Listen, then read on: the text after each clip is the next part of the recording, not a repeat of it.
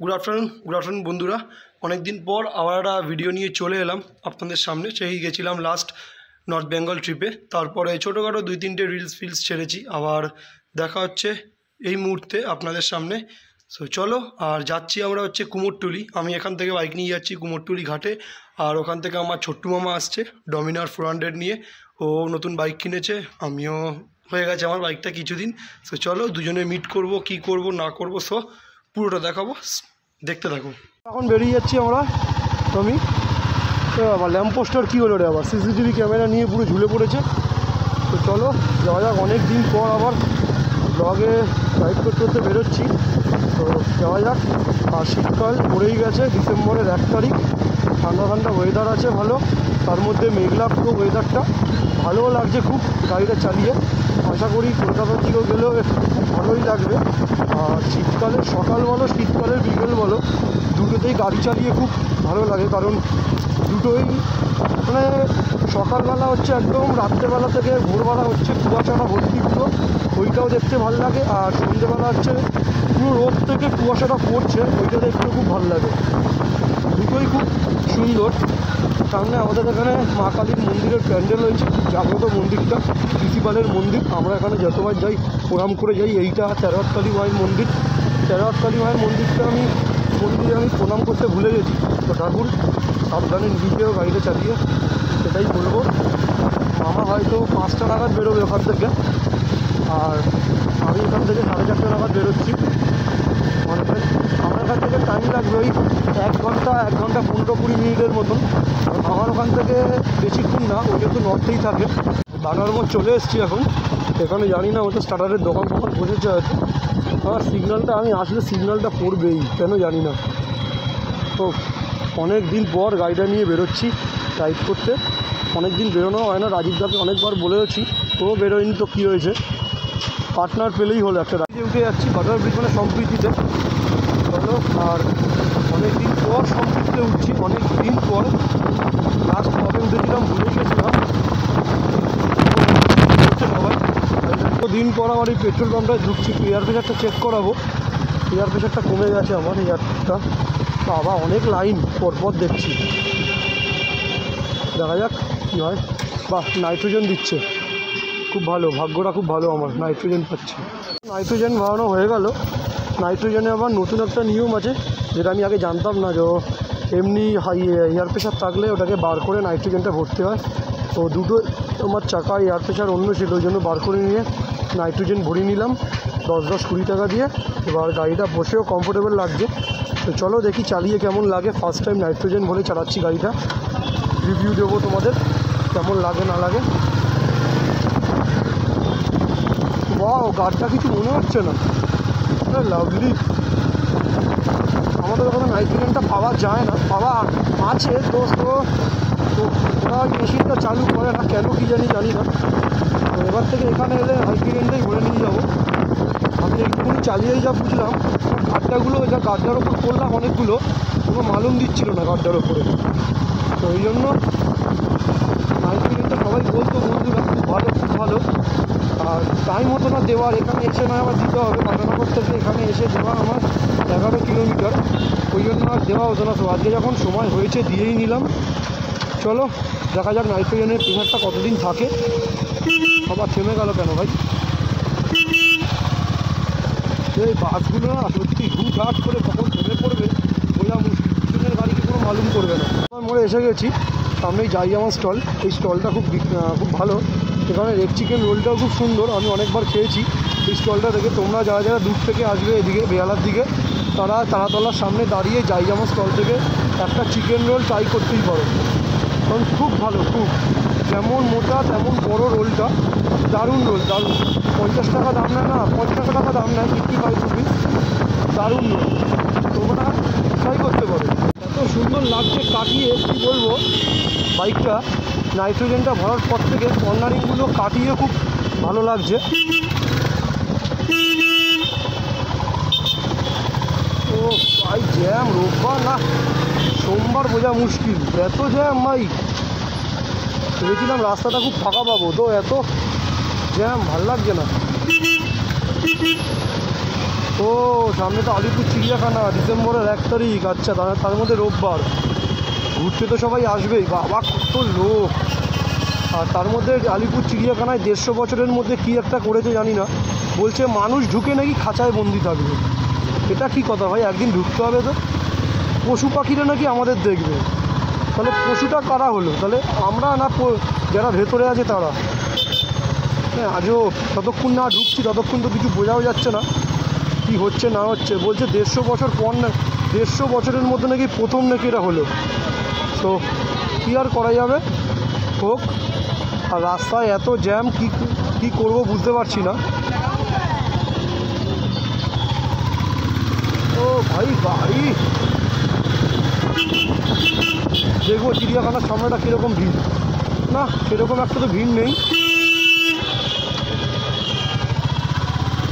কি বলবো, ফাঁক পেলে গলিয়ে দিলেই হলো। একটা ফাঁকা পেলেই হলো, গলিয়ে দেওয়া ধান্দা শুধু। বাচ্চাগুলো মেটারোগুলো করে এরকম জানি ভাই। ভিড়টা দেখ, কেন ঢুকলাম এটা দিয়ে আমি তো ভাবতে পারছি না। এর থেকে প্রিন্সেপ ঘাটটা দিয়ে ঢুকলেই ভালো হতো আমার, তেল ভরার চক্করে বেকার। সামনে আমার পুলিশ দাঁড়িয়ে দাঁড়িয়ে ঝাড়ছে মামা, আবার রেস দিল মনে হচ্ছে। এ বাবা ভাই ভিড়টা শুরু দেয়। ও ভাই গেট আপটাও সামনে হেভি করেছে তো, তাই বলি এরকম জ্যাম কেন, এরকম ভিড় কেন? এত ভিড় হবে ভাবতেই পারিনি, এত ভিড়। ও মনে হচ্ছে কি সোমবার বা মঙ্গলবার। ও বাহ, ভিড় থাকা ভালো। কলকাতায় ভিড় না থাকলে ভালো লাগবে না, ফাঁকা থাকলেই বেশ ঠান্ডা বেশি লাগবে। আবার ক্যাজরা লাগিয়ে দিয়েছে রে, আবার ঝামেলা। ও বাবা পুরো ভেঙে ঢুকিয়ে দিয়েছে পিছনে পুরো। ইস কি অবস্থা, গাড়ি চালিয়ে না কুস্তি করেছে তো বোঝা মুশকিল। ও এতটা ভিড় বুঝতেই পারিনি। ব্যারিকেডটা কি লাগছে, তার মধ্যে কোনো প্রোগ্রাম আছে, তার ব্যারিকেড করে দিয়েছে। আর রাত্রেবেলা ব্যারিকেডটা অসাম, মনে হচ্ছে পুরো যেন লন্ডন বা প্যারিস এইসবের রাস্তা দিয়ে আমরা যাচ্ছি। কলকাতা তো যতই তুমি লন্ডন যাও, আমেরিকা বলো, ইংল্যান্ড বলো, যতই বলো, ইউএস বলো, আমেরিকা। আমরা কুমোরটুলি ঘাটের কাছাকাছি চলে এসেছি। জানি না এখনও সত্যবাবা এসছে কিনা। এখন বাজে ওই তোমার 5:25 মতন। ও বেরোনোর কথা ছিল 5টা, তো দেখা যাক কে পৌঁছায়। আস্তে আস্তেই চালিয়ে এসেছি, জোরে চালাইনি, কারণ ঠান্ডাও লাগছে, হাওয়াটাও সেরকম দিচ্ছে। তার মধ্যে সকাল থেকেই মেঘলা ওয়েদার ছিল, পুরো সূর্যের আলো চোখে দেখেনি। বেশি দূর নেই, এখান থেকে হয়তো 3 থেকে 4 কিলোমিটার বাকি। চলো আমরা পাইটেলা ঘাটের দিকে চলে এসেছি, সামনেই কুমোরটুলি ঘাট। আস্তে আস্তে এগোবো। আর ভালোও লাগছে, অনেক দিন প্রায় অনেক মাস পর এসেছি কুমোরটুলি ঘাটের দিকে। এখানে আসলে কিছু ভাই কাপেল দেখা যায়। আমাদের তো আর গার্লফ্রেন্ড হলো না, আমরা তো আর কাপেল হতে পারলাম না। আমাদের বাইকটাই হচ্ছে আমাদের কাপেল, আমাদের গার্লফ্রেন্ড। সো এটাকে নিয়েই খুশি থাকবো। ভগবান দেখা যাক কবে জোটায় না জোটায়। আর কি বলবো, না উঠলে এবং একা একাই ঘুরতে হবে। যতদিন না উঠবে বাইকে তেল ভরবো, একা একাই ঘুরে যাবো, আর তো কিছু বলার নেই। সামনে KMC পে অ্যান্ড ইউজ। ও কত লোক, তাও আজকে মনে হচ্ছে ভিড়টা একটু কম আছে। হ্যাঁ, এখানকার লোকেরা হুট হাট করে সামনে চলে আসে, ব্রেকে হাত না থাকলে বাবা সব বঙ্গ নারীরা ফটোশ্যুট করতেই ব্যস্ত। ঘাটটা মনে হয় আরেকটু এগিয়ে, কুমোরটুলি ঘাটটা তো বেরিয়ে গেল এগিয়ে।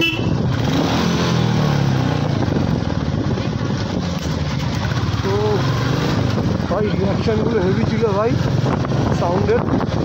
এটাই তো আমরা চাই, আমরা আর কিছু চাই না। কুমোরটুলি ঘাটটা একটু ঘুরতে হবে, তো বেরিয়ে গেল নাকি।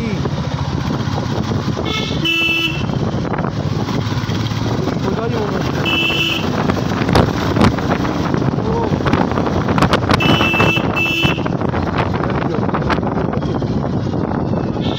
না আরেকটু এগোতে হবে মনে হচ্ছে।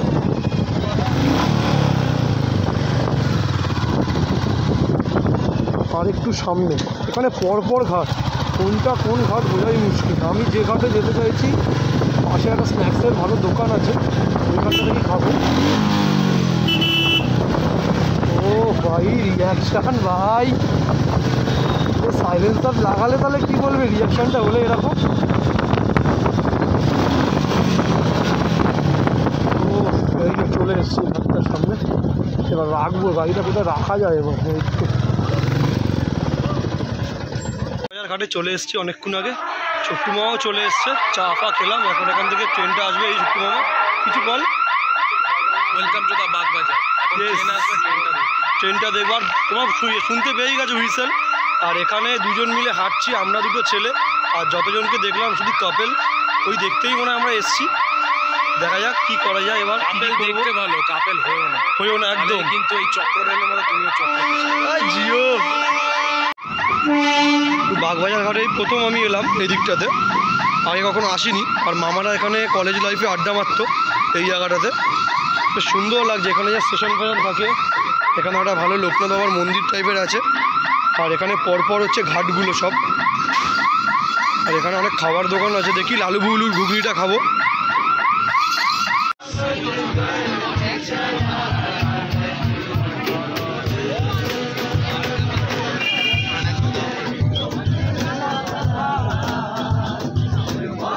মাম্মা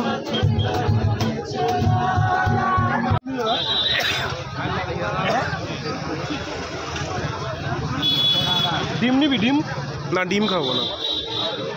দুটো ঘুগনি নেবে। তো আমরা এখন লালুগুলুর ঘুগনির দোকানে এসেছি, ভালো লাগবে, দেখি খেয়ে দেখি কিরকম। খাসির চর্বি দিয়ে। খাসির চর্বি দিয়ে।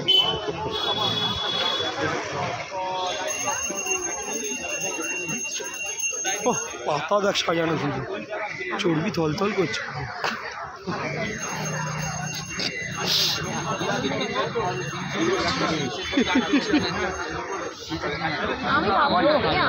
টক করছে সেদ্ধ ডিমটা দিয়ে, সেদ্ধ ডিম নিবি? ডিমটা দিয়ে তুই খাওয়াবা আমার কাছে।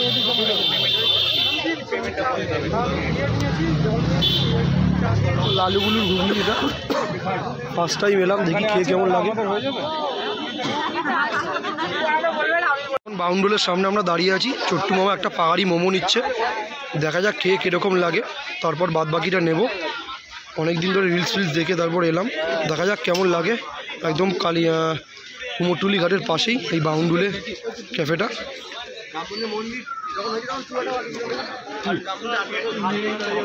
ডমিনোরটা চালাতে যাচ্ছি, একটু ঘুরে আসি দেখি। মামা আমারটা চালাচ্ছে, আমি ডমিনোরটা চালাচ্ছি এখন। অনেক দিনের শখ ছিল, আগেও চালিয়েছি মামার বাইক। ও ভাই বিচ চ, ওই যো মামা আমার বাইক চালাচ্ছে, মামা চ। ও সাউন্ডেই পয়সা।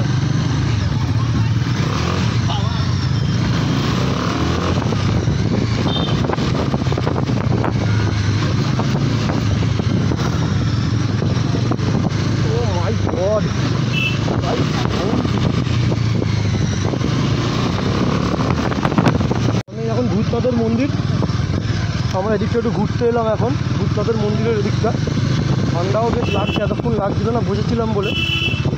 হাঁটাহাঁটি করলে একটু গরমই লাগছিল। তারপরে আমরা ওই দোকানটা থেকে মোমো টোমো সব খেয়ে বেরিয়ে গেলাম। এখন আমরা বেরিয়ে যাচ্ছি, ছোট্টু মামার বাড়িতে চলে যাবে, আমি আমার বাড়িতে চলে যাব। ঘোরাটা খুব ভালোই হলো, খাওয়া দাওয়া ঘোরা সানডে করে। নেক্সট সানডেতে নন্দন যাওয়ার প্ল্যান আছে, যতটা পারবো তোমাদের দেখানোর চেষ্টা করব নন্দনে। মামা এলাম, এটা দিয়ে যাবি? চ, ও এটা দিয়েই বেরোবে, তো যাওয়া যাক। গেলাম, টাটা টাটা, আমার নেক্সটে। তো ও চলে গেল, আমিও চলে গেলাম। চলো, আর ব্লগটা এখানেই এন্ড করছি, দেখা হচ্ছে খুব শীঘ্রই নেক্সট ব্লগে। Still then stay safe, good night.